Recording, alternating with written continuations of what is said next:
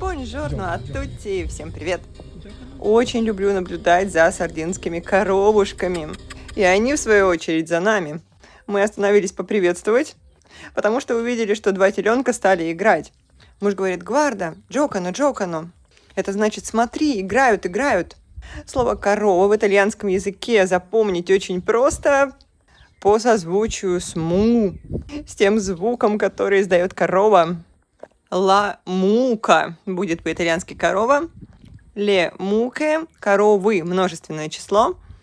И в отличие от «ле пекоре», от сардинских овечек, коровы к нам всегда проявляют живой интерес.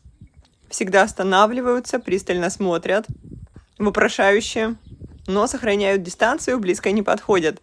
Обратили внимание на белую красавицу «ла мука бьянка».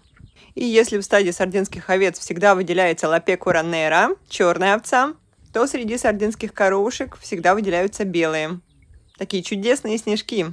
А вот она, красотка, посмотрите. Еще совсем юная леди. И муж сказал, что коровы на Сардинии гуляют где хотят, домой возвращаются во сколько хотят. Non sono prigionieri del latte. Такую интересную метафору он произнес. То есть не молочные заключенные. Не сидят в хлеву, как в тюрьме. Не живут по строгой программе есть, доиться, потом снова есть и снова доиться. А сколько корова дает молока? Не выдаешь за день, устанет рука. Видимо, здесь такого потребительского отношения к корове нет.